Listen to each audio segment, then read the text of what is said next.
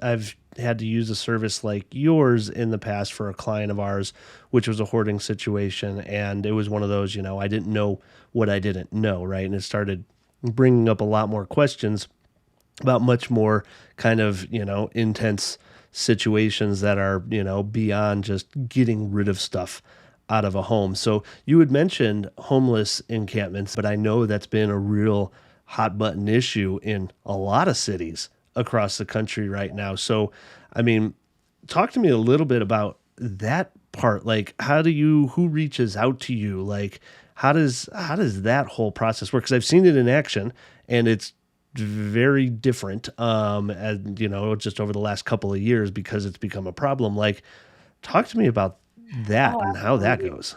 There's a lot of opinions out there too, right? Especially in Denver and in Colorado. There's some big declarations to figure out the homeless population and immigrant crisis here.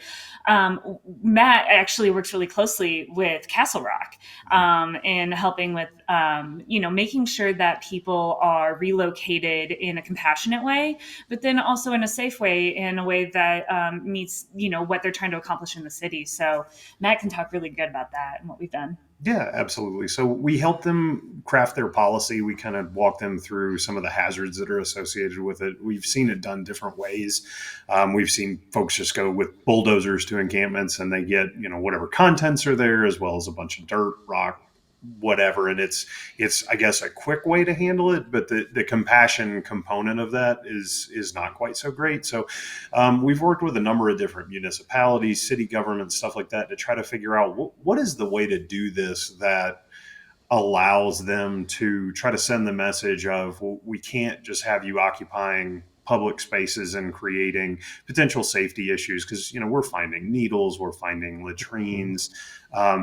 There's all sorts of stuff that we end up finding as we do those things, and they're public health hazards in the public spaces. And so trying to figure out how to balance that with, we need to keep people safe and we need to keep the homeless population safe as well. I mean, having a bunch of needles around your house, for example, that's not going to be great around a tent, stuff like that. They can create injuries for themselves. And so, again, it's striking that balance to try to make sure, again, that we're not getting rid of anything that's important. So, as we go through, we're going through efficiently, and this applies to hoarded houses or any of our sites as well as encampments, where we're trying to go through things and try to figure out, is there something in here that somebody needs or that somebody could use to survive, especially in the winter when it's cold.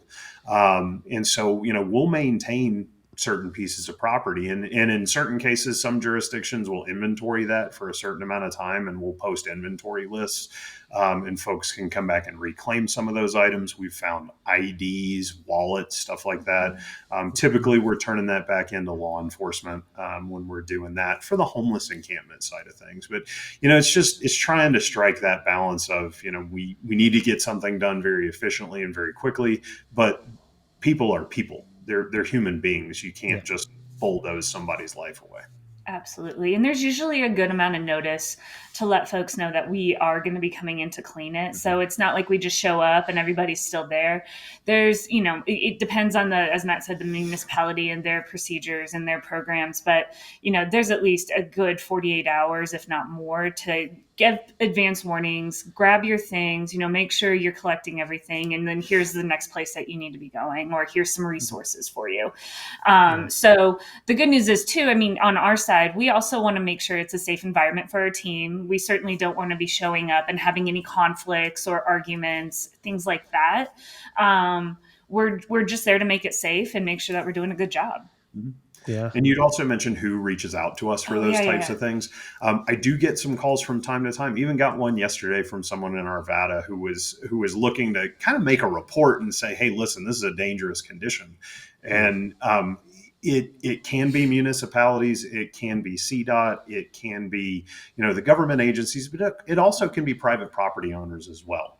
And so that's what we found in some cases in some of the jurisdictions we work with is they've focused a whole lot on the public spaces, and so people move around, and then the next thing you know, you've got private property owners calling as well. So Yeah. it really can be anybody. I do advise most people, like, whoever can authorize the work needs to be the one to contact us. So, as far as the general public reaching out because they see something, typically I'm guiding people to go back to the non-emergency line of law enforcement.